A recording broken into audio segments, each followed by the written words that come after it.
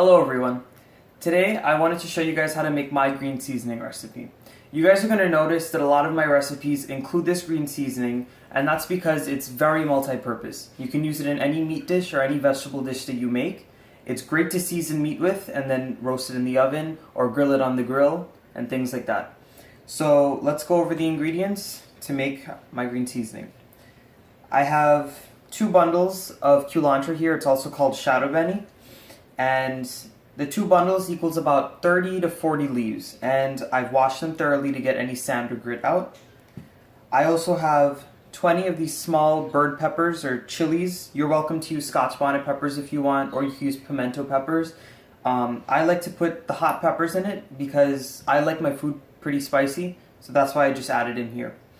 And I also have a cup of garlic cloves. Now a cup of garlic cloves is about 30 to 40 cloves of garlic peeled, and I have it here.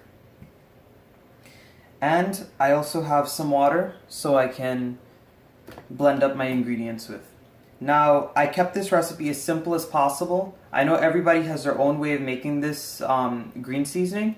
This is just one way of making it. If you want to add in your own ingredients to this green seasoning to make it special to you, feel free to do so. I know sometimes when I make this, I might have regular cilantro on hand, so feel free to replace the culantro with regular cilantro. That's very doable. You can also use half of the culantro and then half of regular cilantro, and that works well also.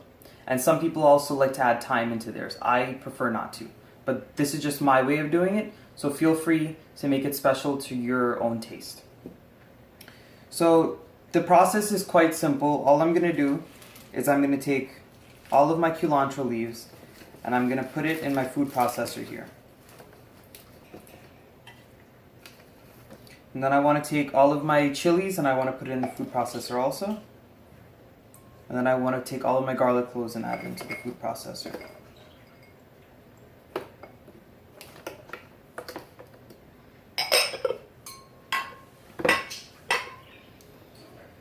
And now I'm going to top it off with some water. You don't want too much water to make it very runny. You just want enough so that your green seasoning can blend up nicely in your blender.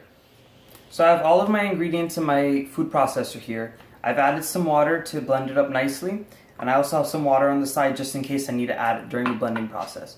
So basically what I'm going to do is I'm going to put the cover on, and then I'm going to start blending this, and I'm going to blend it until it's very, very fine.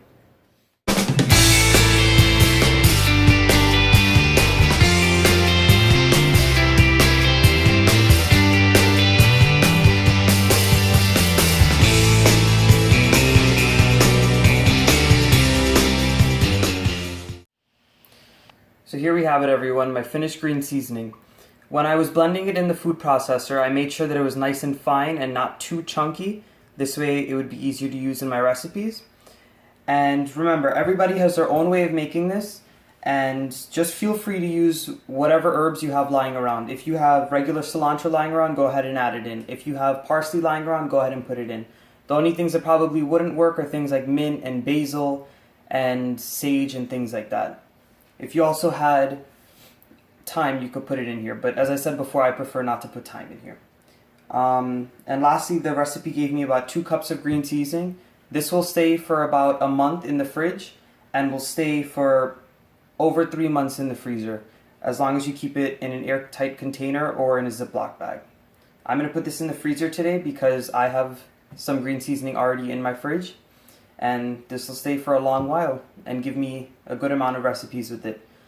So I want to thank you guys for watching today. Please don't forget to give this video a thumbs up if you enjoyed, subscribe to my channel, and please comment down below what you would like to see next.